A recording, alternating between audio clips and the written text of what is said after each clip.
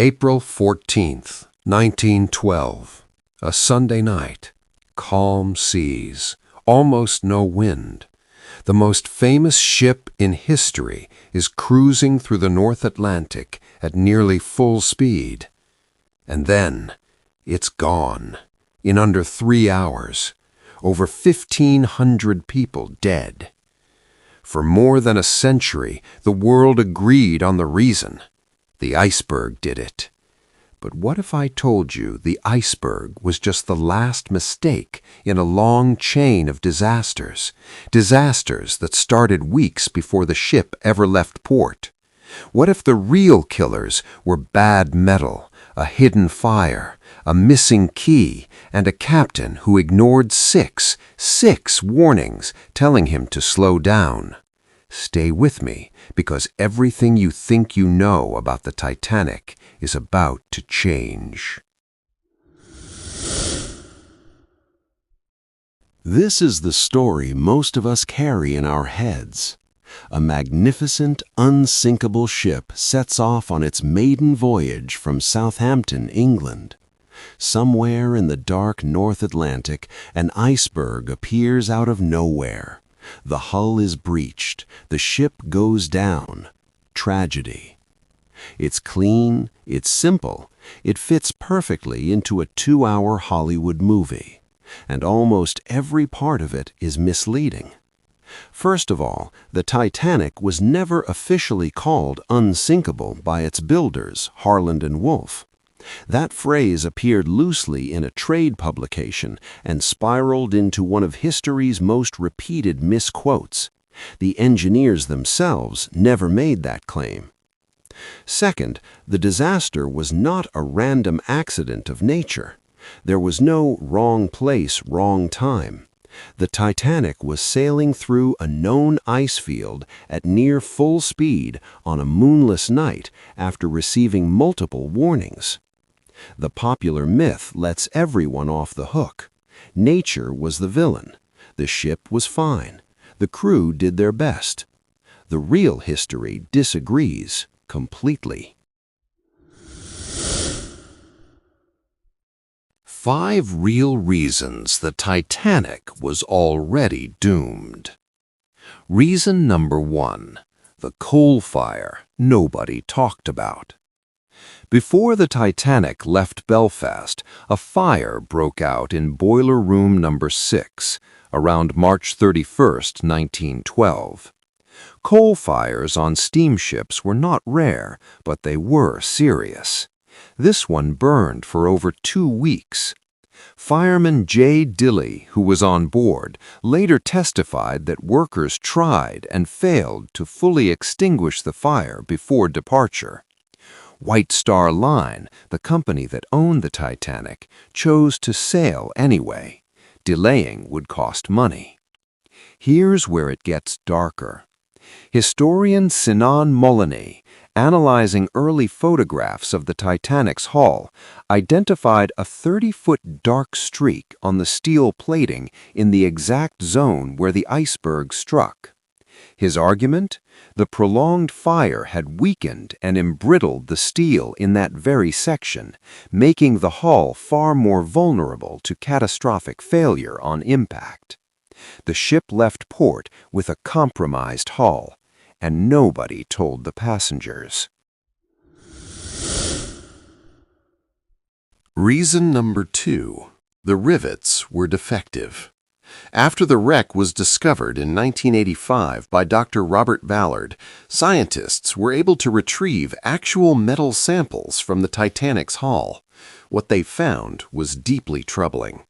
Metallurgist Jennifer Hooper McCarty and historian Tim Foakey published their findings in 2008 after physically testing the recovered rivets. The rivets used in the bow and stern, the most vulnerable sections of the ship, were made from low-quality iron containing unusually high concentrations of slag. Slag is a glassy byproduct that makes metal brittle under sudden stress. Higher-grade steel rivets were available, but Harland and Wolff was under enormous time pressure. They were building 3 massive ships simultaneously. They ran short on skilled riveters for the harder-to-work steel sections and substituted cheaper iron rivets, specifically in the bow, the exact part that hit the iceberg. When the collision came, instead of the hull plates bending inward and containing the damage, the brittle rivets popped open like buttons on a shirt. Water flooded in across 6 compartments almost immediately.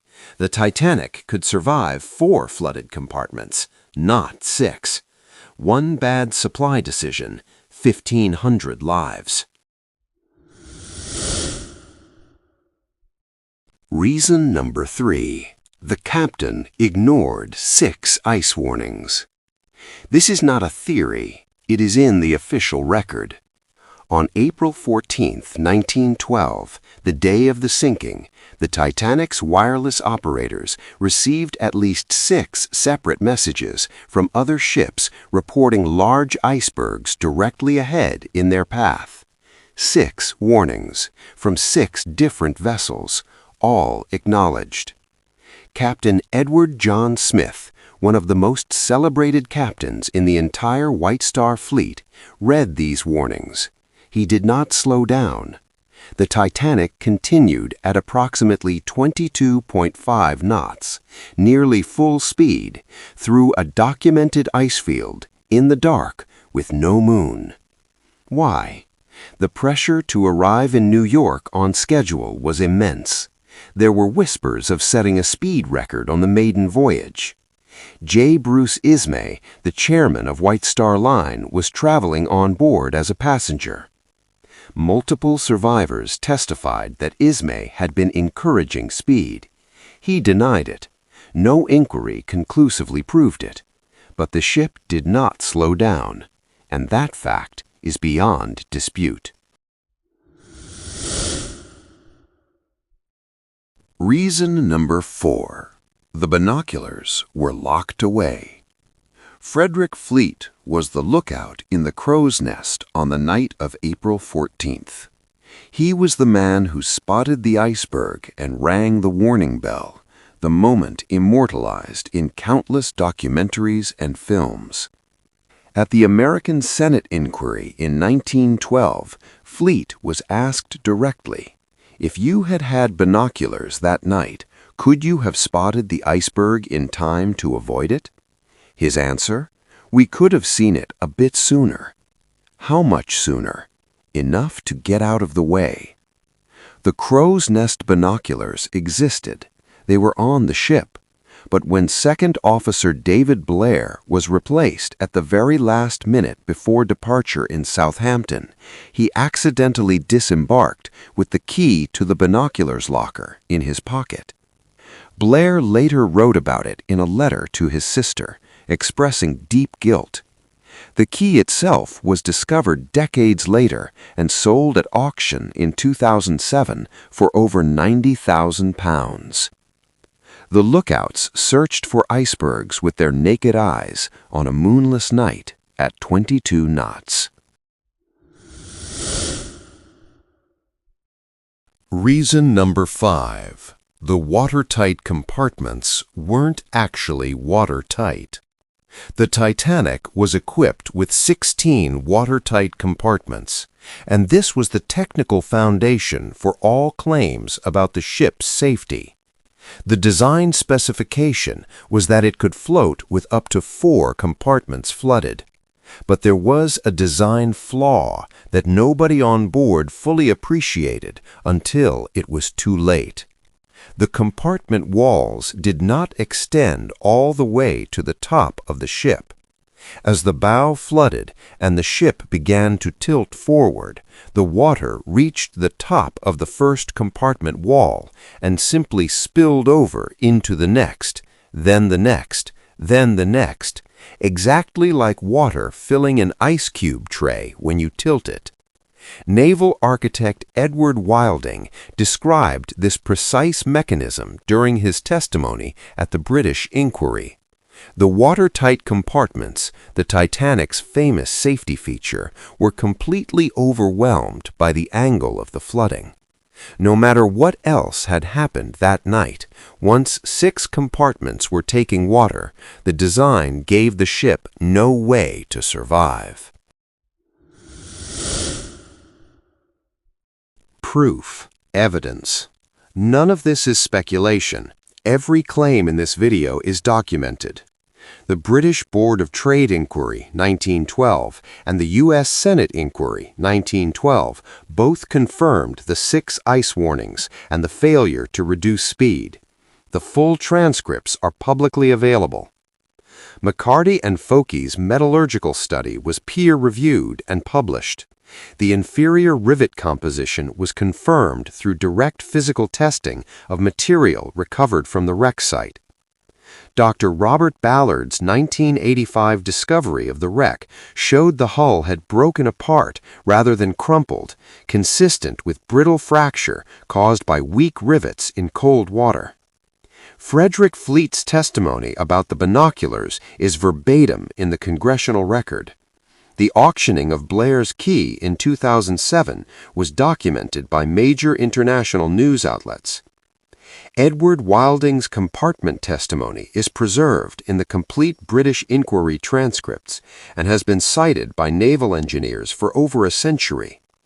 Senan Molony's fire analysis was presented in his 2017 documentary, Titanic, The New Evidence, and is actively debated by historians. The fire itself is documented. The extent of structural damage remains a subject of ongoing research. The conclusion of every official inquiry was the same. This disaster resulted from a combination of speed, structural failure, and human error, not from an unavoidable encounter with nature. What if the ship that sank wasn't actually the Titanic? Now, I want to be very clear before I say this next part. What follows is a disputed theory. Most mainstream historians reject it, but it refuses to die. And the reason it refuses to die is worth understanding. Researcher Robin Gardner and journalist Senan Molony revived a theory in the 1990s and 2000s, suggesting that the ship that sank on April 14, 1912, was not the RMS Titanic, but its nearly identical sister ship, the RMS Olympic. Here is the argument. The Olympic had been seriously damaged in a collision with the British warship HMS Hawke in September 1911. The repair costs were enormous and the insurance claim was disputed. White Star Line was in financial difficulty.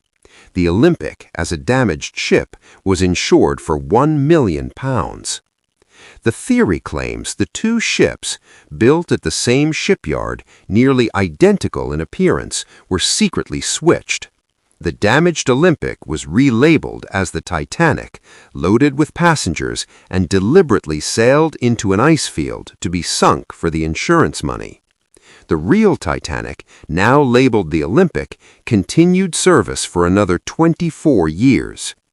Proponents point to anomalies, a lifeboat drill mysteriously canceled on the morning of departure, workers at Harland & Wolff reporting rushed, unexplained repainting jobs, the fact that the insurance payout, when it eventually came, was only partial, which some argue was a negotiated settlement to avoid scrutiny. Again, the documentary evidence, the construction records, the Lloyd's registry filings, the survivor testimonies, all of it overwhelmingly supports that the ship that sank was indeed the RMS Titanic. Serious maritime historians dismiss the switch theory as unfounded. But here is why it matters. The theory keeps being asked because the real decisions made that night are genuinely hard to explain through simple negligence. Why would an experienced captain sail at full speed through a reported ice field on a moonless night after 6 warnings? Why was the lifeboat drill canceled that morning? Why did White Star Line push for a speed record on a maiden voyage?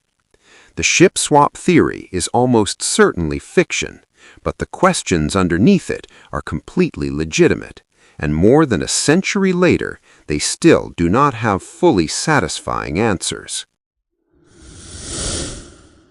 The iceberg was just the last mistake. So here is what we actually know.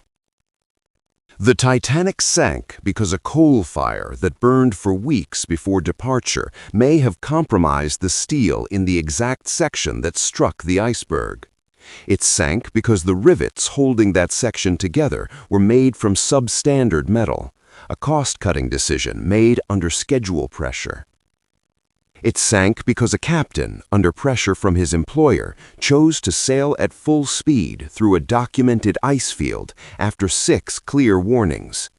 It sank because the lookouts had no binoculars, because a single officer accidentally walked off the ship with the key in his pocket. And it sank because the safety design everyone trusted had a fundamental flaw that made it useless the moment the ship